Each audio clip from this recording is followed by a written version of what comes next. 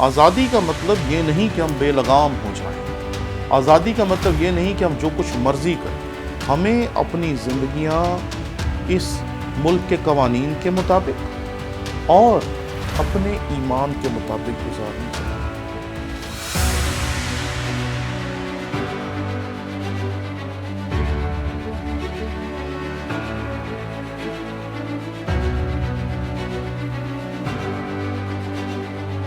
ہم نے آپ کے شوق کی قدر کرتے ہوئے ایک نیا یوٹیوب چینل شروع کیا جس کا نام ہے ٹونی ولیم آفیشل۔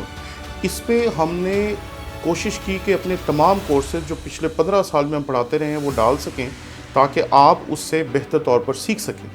اس لیے آپ جلدی سے جلدی اس چینل کو جا کر سبسکرائب کریں۔ جب اس کے 1000 سبسکرائبرز پورے ہو جائیں گے ہم اسی دن سے اس پہ اپنے کورسز ڈالنا شروع کر دیں گے، اس لیے جلدی کریں تاکہ ہمارا ٹارگٹ اچیو ہو اور ہم اس پہ اپنے مٹیریل کو ڈالنا شروع کر سکیں۔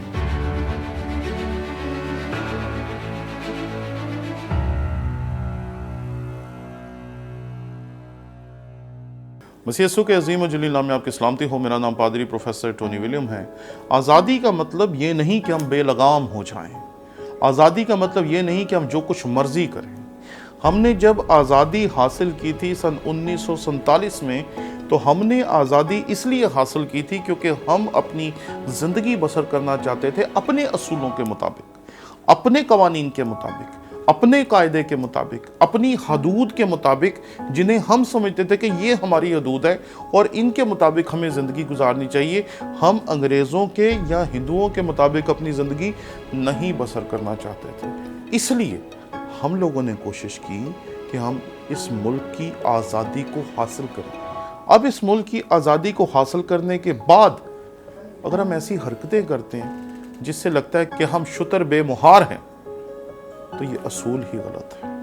ہمیں اپنی زندگیاں اس ملک کے قوانین کے مطابق اور اپنے ایمان کے مطابق گزارنی چاہیے۔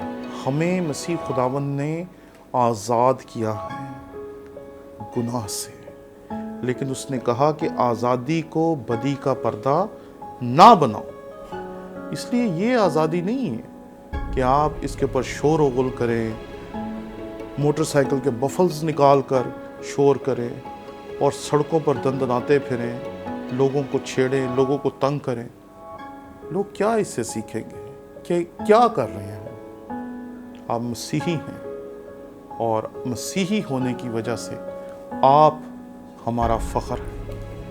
اس فخر کو فخر ہی رہنے دیں، اسے آپ اس مقام سے گرائیں نہ۔ ایک نوجوان 14 اگست کے دن موٹر سائیکل چلاتے ہوئے ایک جنگلے میں لگا اور اس کی ڈیتھ ہو گئی۔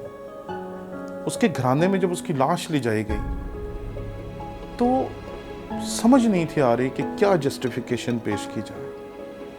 کچھ کہہ رہے تھے کہ شاید یہ نشے کی وجہ سے مر گیا، کچھ کہہ رہے تھے کہ شاید اس کا ایکسیڈنٹ شراب پینے کی وجہ سے ہوا، کچھ یہ کہہ رہے تھے، کچھ وہ کہہ رہے تھے، لیکن کسی نے بھی اس کے ایکسیڈنٹ کی کوئی اچھی وجہ سامنے نہیں رکھی۔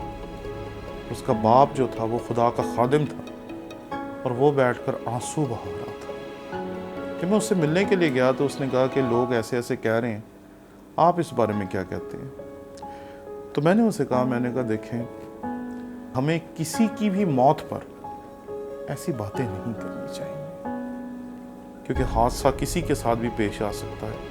بچہ یا بچی یا بڑا بزرگ کبھی بھی کسی کا بھی غلطی کر سکتا ہے، لیکن کسی کی بدی کو اٹھا کر دنیا کے سامنے اشتہار بنانا میرے نزدیک غلط ہے۔ اس لیے خدا را اگر آپ نوجوان ہیں تو پاکستان کے لیے کوئی بڑا کام کریں۔ اگر آپ نوجوان ہیں اور پاکستان کے لیے کچھ کرنا چاہتے ہیں تو ضرور کریں۔ آپ کو کون پاکستان کے لیے کچھ کرنے سے روک رہا ہے؟